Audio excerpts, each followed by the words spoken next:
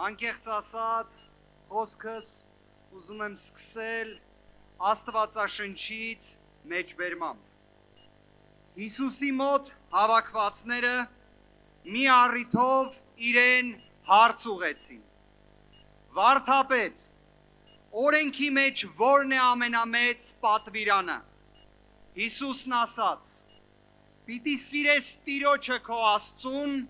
քո ամբողջ սրտով, քո ամբողջ հոգով և քո ամբողջ մտքով։ Այս է ամենամեծ ու գլխավոր պատվիրանը, երկրորդը նման է սրան. Պիտի սիրես քո ընկերոջը, ինչպես ինքդ քեզ։ Այս երկու պատվիրաններից է կախված ամբողջ օրենքը։ Շարունակելով Աստվածաշնչի այս խորհուրդը, կարելի է ասել, որ օրենքի արդարության և արդարադատության հենքը մարդասիրությունն է։ Օրենքը պետք է ծառայի բոլորին, իսկ իրավունքը գերակայի բոլոր դեպքերում։ Դատարանները պետք է լինեն անկախ ու անվախ։ Դատաիրավական համակարգը պետք է պաշտպանի մարդուն, այլ ոչ թե պաշտպանի կոնկրետ իշխանություն։ Այս պատվիրաններից բխող արժե համակարգն է մեր հասարակության մեջ պառակտման վերացման բանաձևը, մարդասիրության վերադարձի բանաձևը, ամբողջ սրտով, ամբողջ հոգով և ամբողջ մտքով սերն առ Հայաստան, մեր բոլորի երազած ուժեղ Հայաստան։ Այո։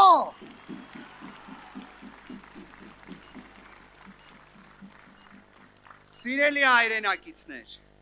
այսօր առավել քան ակնհայտ է, որ թույլ և ոչ պրոֆեսիոնալ դիվանագիտության հետևանքով կա սպառնալիք, որ մեր Հայաստանը հայտնվի աշխարհաքաղաքական բախման կիզակետում։ Ակնհայտ է, չէ՞,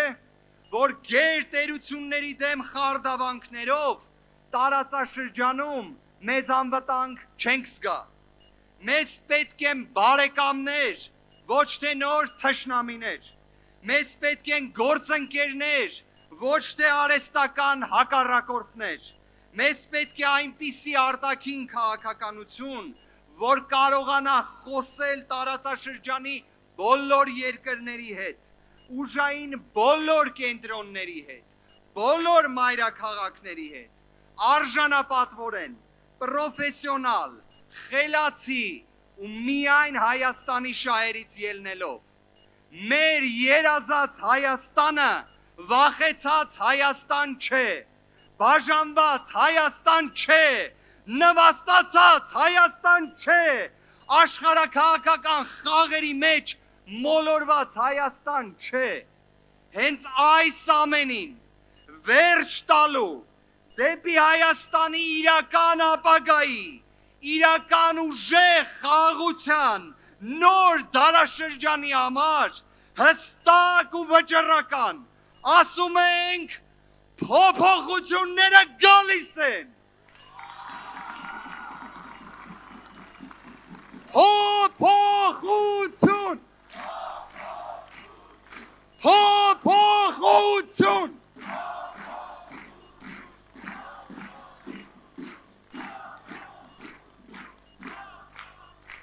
Ժողովուրդ ջան,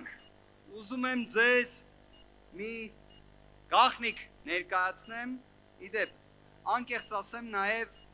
այդ համաձայնությունը, այս երկխոսությունը ձեզ ներկայացնելու չունեմ, բայց ամեն դեպքում։ Սիրելի հայրենակիցներ, այնպես է ստացվել, որ Հայաստանում ամենից մեծ բարեգործություններ արած, ազգային բարերար հանդիսացող Սամվել Կարապետյանը իր 60-ամյակը դիմավորել է Երևան կենտրոն բանտում։ Օգոստոսի 18-ից մի քանի օր առաջ, երբ խայտառակ կերպով կալանքի երկարաձգման որոշում կայացվեց, գտնվում էի հենց ծննդյան օրով քրեակատարողական հիմնարկում Եվ պարոն Կարապետյանին արտահայտում էի զայրույթս, զարմանքս եւ նաեւ հարցրեցի իրեն, թե լավ երբ կավարտվի այս ապօրինի կալանքը։ Պարոն Կարապետյանը պատասխանեց. չգիտեմ երբ կալանքը կավարտվի, բայց որ Հայաստանը պետք է դարձնենք աշխարհի ամենաբարեկեցիկ, ամենաֆանտաստիկ, ամենալավ երկրներից մեկը, որ կողքից նայեն նախանձեն, այ դրանում չկասկածես, այո, Սամվել, Սամվել, վարչապետ, Սամվել, վարչապետ,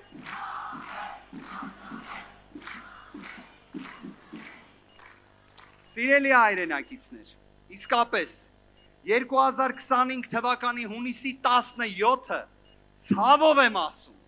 մնալու է մեր Հայաստանի պատմության մեջ, որպես մի օր,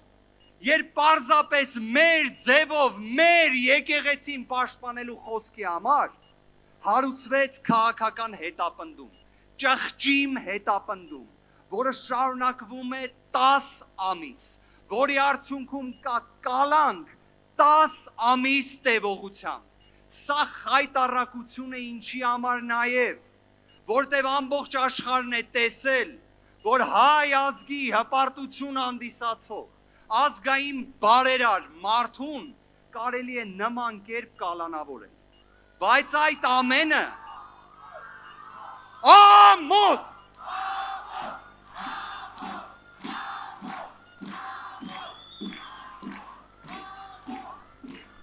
Ժողովուրդ ջան, բայց այս ամենը հաստատեց, որ Հայաստանում ժողովրդավարությունը քայքայված է։ Միջազգային ճանաչում ունեցող փաստաբան չկա, ով երբ լսել է այս գործի մասին, իր ապշելու աստիճան զարմանքը չի արտահայտել։ Ցավը նա է, որ սա մեր Հայաստանի մասին պատկերացում կազմելու գործիք է եղել։ Բայց ցանկացած ապօրինություն, Ժորժ ջան, հա ունի սկիզբ, բայց ունի նաև դրա վերջը։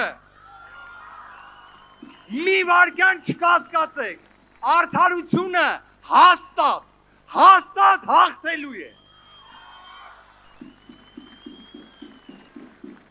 Սիրելի հայրենակիցներ, ուժեղ Հայաստանում մարդասիրությունը անսակարկելի իրավական արժեք պետք է լինի։ Պետք է համաչափ համաներում լինի, պետք է կալանքների իրական նվազման մեխանիզմ լինի, դատաիրավական համակարգի կախյալության, վախի ու քաղաքական հետապնդումների էջը պետք է մեկընդմիշտ փակվի եւ ազգային համերաշխություն լինի։ Ժորժ ջան, սա խոստում է եւ սա լինելու է։ Ուժեղ Հայաստան լինելու է։